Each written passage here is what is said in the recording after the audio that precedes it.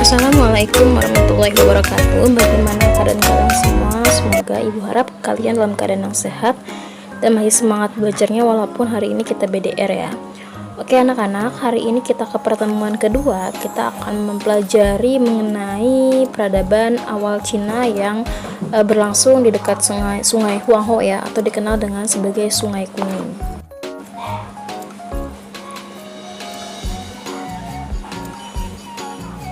Nah, ini merupakan peta peradaban Cina ya, di mana yang warna oranye itu merupakan daerah dari kekaisaran Shang dinasti ya, dinasti Shang.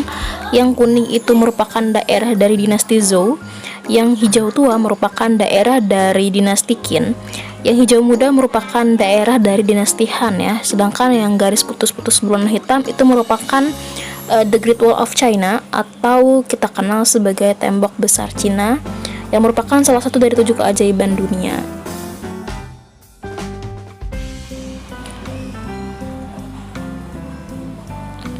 Peradaban Lembah Sungai Kuning adalah peradaban bangsa Cina yang muncul di Lembah Sungai Kuning ya, atau dari bahasa Cinanya itu adalah Huanghe, yang sekarang dikenal sebagai Sungai Huanghe ya.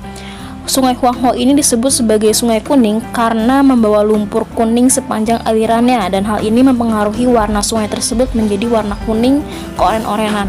Sungai ini bersumber dari pegunungan Kwenlun di Tibet dan mengalir melalui daerah pegunungan Cina Utara hingga membentuk dataran rendah dan bermuara di Teluk Sili, Laut Kuning ya. Jadi sungai ini merupakan sungai di mana pusat peradaban Cina kuno ya, di mana dikenal dengan Sungai Kuning, dalam bahasa Cina adalah Sungai Huanghe. Kehidupan ekonomi dan sosial. Jadi peradaban Cina ini memang lebih didominasi ya oleh sistem feodalisme dengan adanya kaisar dan dinasti-dinasti kerajaan. Pada masa dinasti Shang, mata pencaharian penduduk Cina kuno sebagai petani dan beternak. Pada masa dinasti Zhou, kehidupan masyarakat semakin berkembang, ada yang menjadi pedagang, penenun, pengrajin, penebang kayu, dan buruh. Jadi pada masa ini pekerjaan itu sudah mulai beragam. Pada masa dinasti Qin, mata pencaharian utama penduduk adalah petani dan penenun ya, sebagai petani dan juga penenun.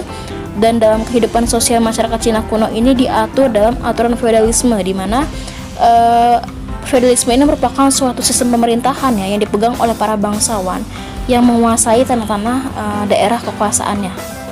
Nah, di sini kelompok bangsawan ini dia berkuasa atas rakyat, dan rakyat wajib membayar upeti atau pajak kepada bangsawan.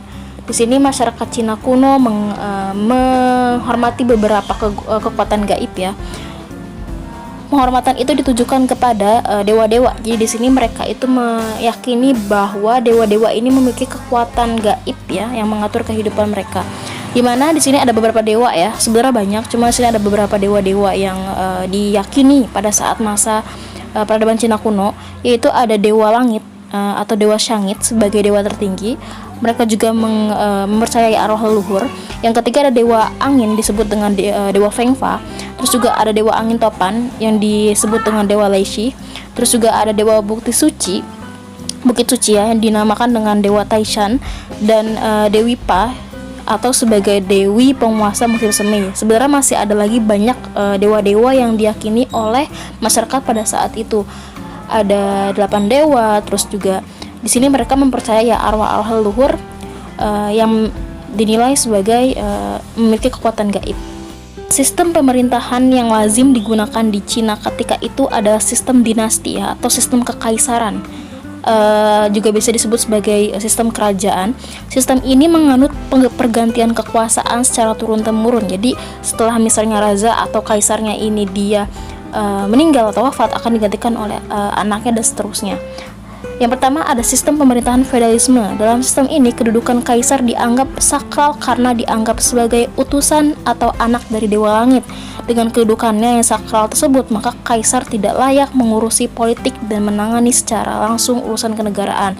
Jadi urusan kenegaraan, karena memang dewa ini dianggap anak ya, anak karena raja ini dianggap sebagai anak dewa, maka urusan kenegaraan ini diserahkan kepada bangsawan-bangsawan lainnya. Terus yang kedua, sistem pemerintahan unitaris. Dalam sistem ini, kekuasaan negara berpusat di tangan kaisar, sehingga kaisar secara langsung menangani segala urusan politik praktis, jadi bersifat sentral. Dan di sini kaisar memiliki kekuasaan absolut ya secara politik terhadap dinastinya atau pemerintahannya. Jadi bisa dibilang bahwa sistem pemerintahan pada saat peradaban Cina kuno ini itu dipegang oleh dinasti atau kaisar ya, yang dipimpin oleh kaisar yang merupakan seorang raja yang memimpin negara pada saat itu. Berikut merupakan dinasti-dinasti kekaisaran yang pernah berkuasa di Cina. Yang pertama ada dinasti Shang ya. Dinasti Shang ini pusat pemerintahannya ada di kota Anyang di dekat Sungai Kuning. Corak pemerintahan dinasti Shang dititik beratkan pada bidang militer. Prajuritnya ahli dalam berperang dengan menggunakan kereta berkuda yang disebut busur dan yang disertai busur dan anak panah. Masyarakat pada masa ini memuja dewa bernama Dewa Shangti atau dikenal juga sebagai Dewa Langit.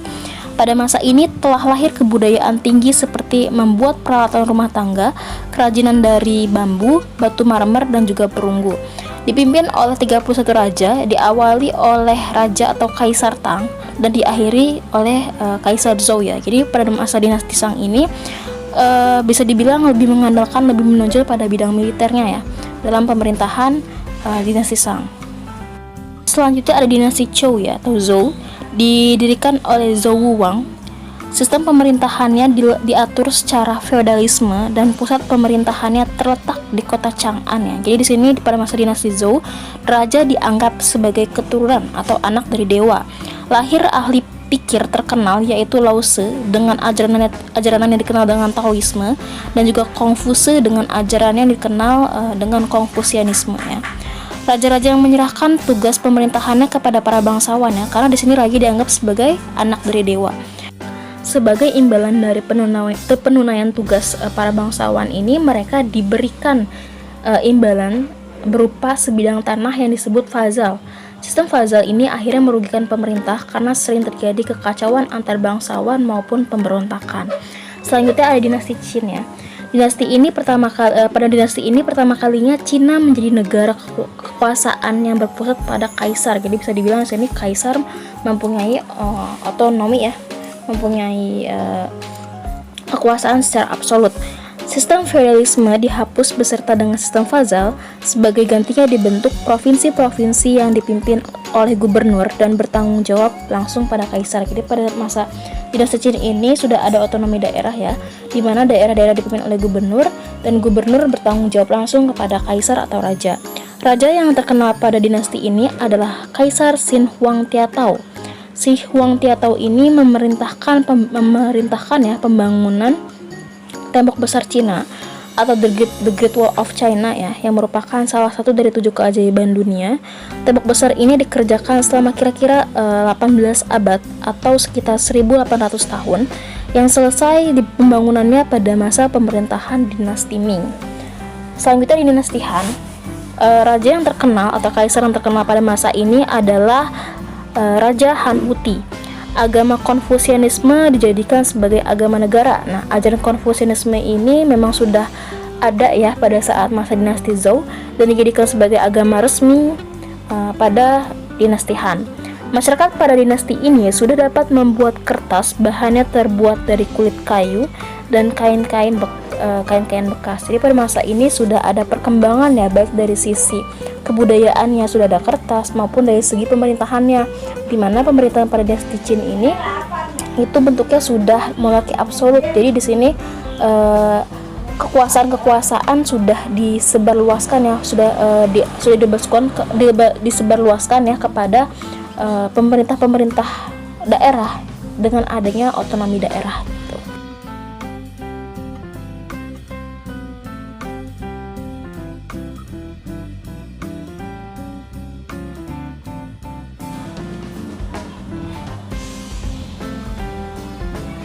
Selanjutnya ada dinasti Tang ya. Dinasti ini didirikan oleh Li Shimin yang terkenal dengan Kaisar Zheng Xiaosong ya. Ia memperluas wilayah kekuasaannya ke luar negeri Cina seperti selatan menguasai Tonkin, Annam, dan Kamboja. Jadi kekuasaan Cina ini semakin luas karena sampai keluar dari Cina itu ya, sampai ke daerah Kamboja. Di bawah kekuasaan Zhang Zaizong, dinasti Tang ini mencapai masa kejayaannya. Tindakan-tindakan Kaisar Tang Taizong ini yang menarik perhatian rakyatnya adalah sebagai berikut. Dia ini mengeluarkan undang-undang ya yang mengatur pembagian daerah, jadi kayak pembagian tanah.